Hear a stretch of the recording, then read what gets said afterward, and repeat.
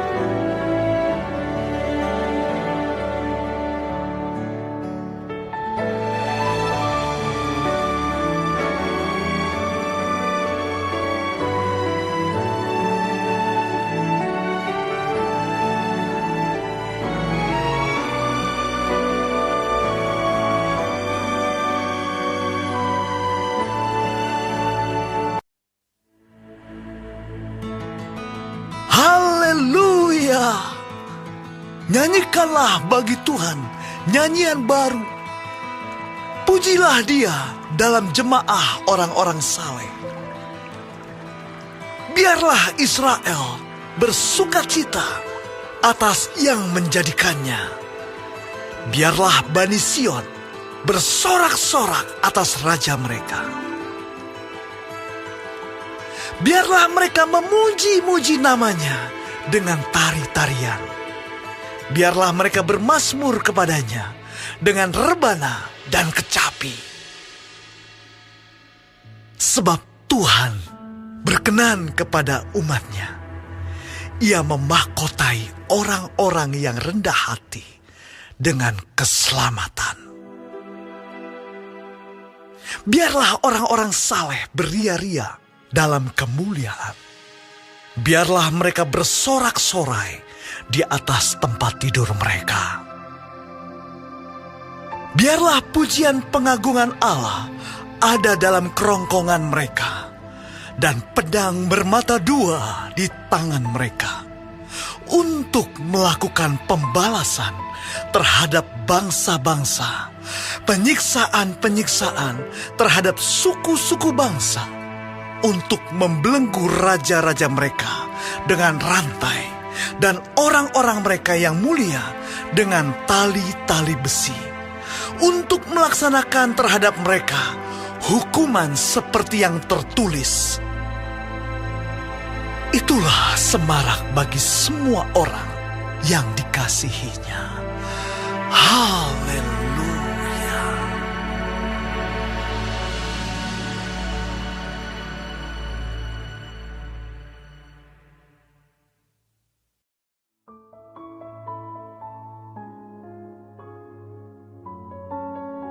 Kita telah menyelesaikan bacaan Alkitab satu pasal sehari dalam kitab Mazmur pasal yang ke-149, nyanyian kemenangan bagi orang Israel.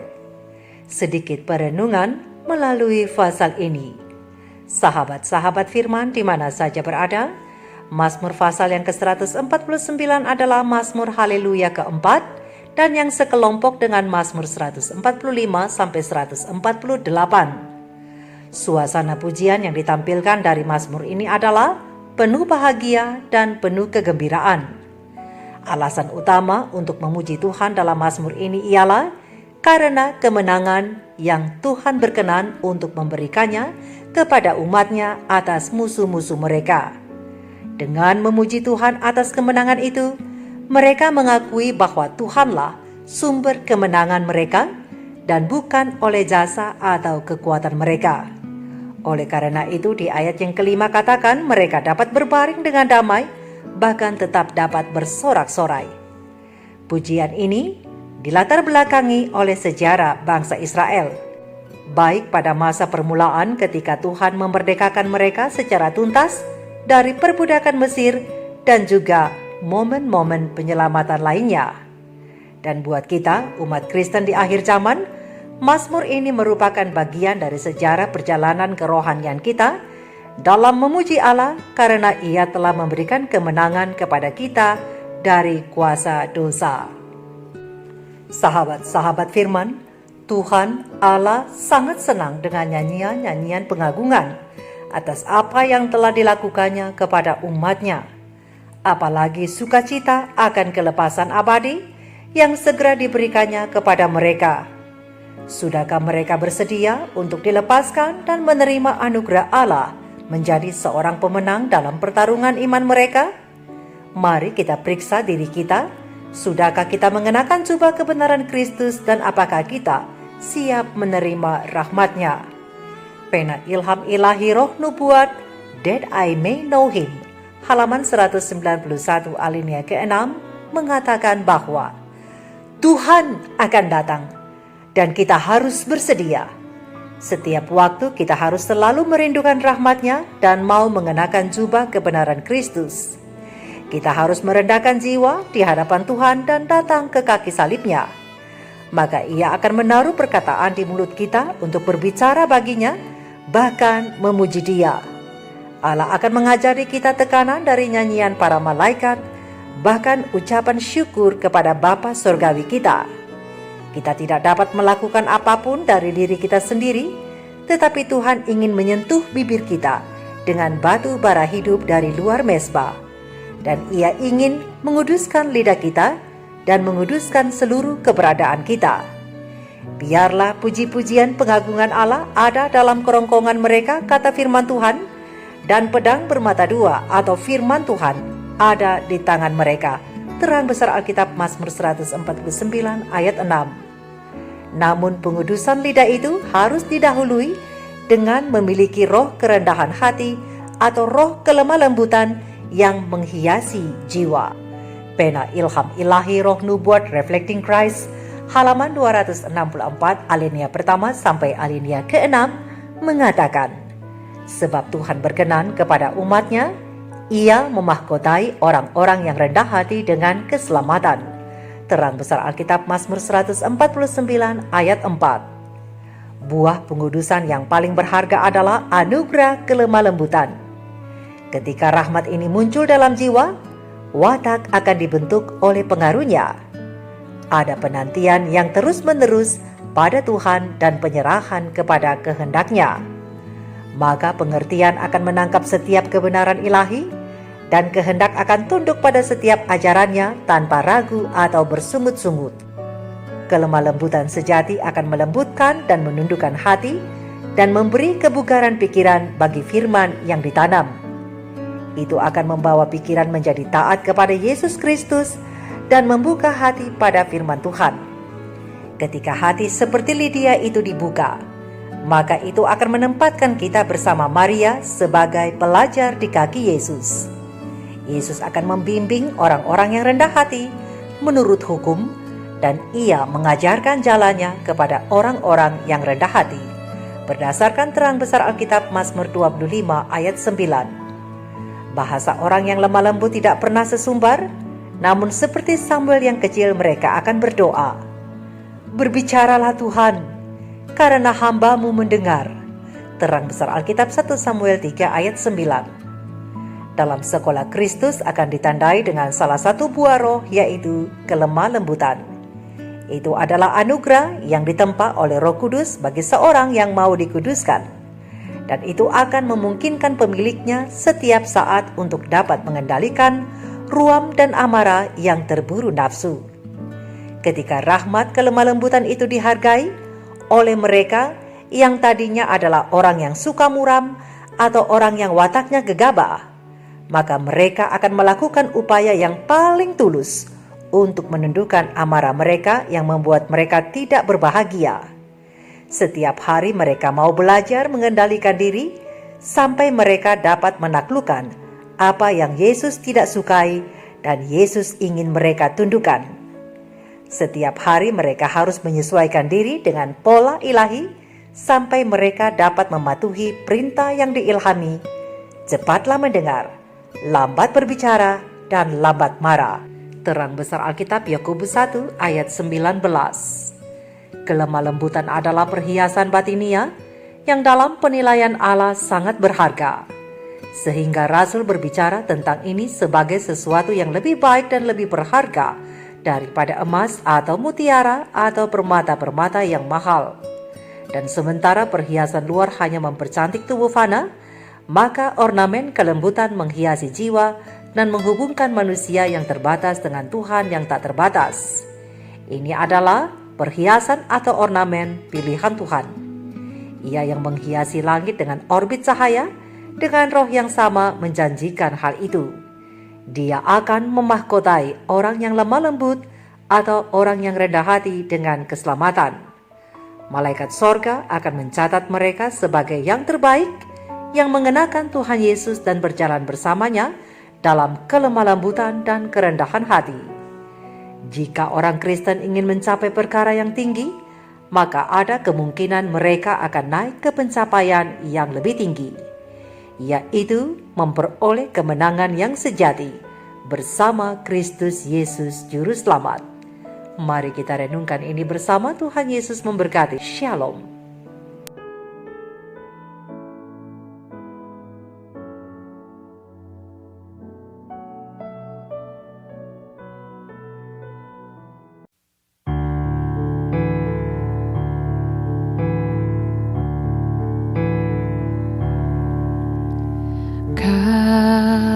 Kasih pasti lemah lembut, kasih pasti memaafkan, kasih pasti murah hati, kasih-Mu Tuhan. Kasih pasti lemah lembut, kasih pasti memaafkan, kasih pasti murah hati, kasih-Mu Tuhan. Ajarilah kami ini saling mengasihi, ajarilah kami ini saling mengampuni, ajarilah kami ini kasih-Mu ya Tuhan, kasih-Mu kudus tiada batasnya.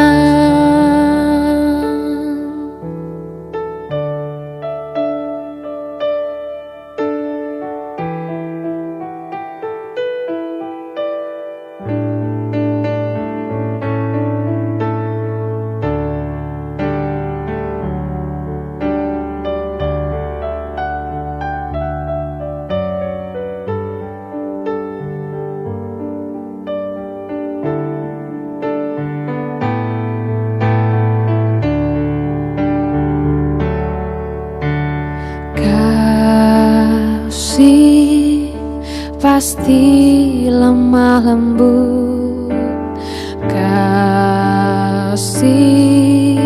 pasti memaafkan. Kasih pasti murah hati, kasih-Mu, kasih-Mu Tuhan. Ajarilah kami ini saling mengasihi, ajarilah kami ini saling mengampuni. Ajarilah kami ini kasih-Mu, ya Tuhan, kasih-Mu kudus tiada batasnya. Ajarilah kami ini saling mengasihi, ajarilah kami ini saling mengampuni. Ajarilah kami ini kasih-Mu, ya Tuhan, kasih-Mu kudus tiada batasnya. Kasih-Mu kudus tiada batasnya. Kasih-Mu kudus tiada batasnya.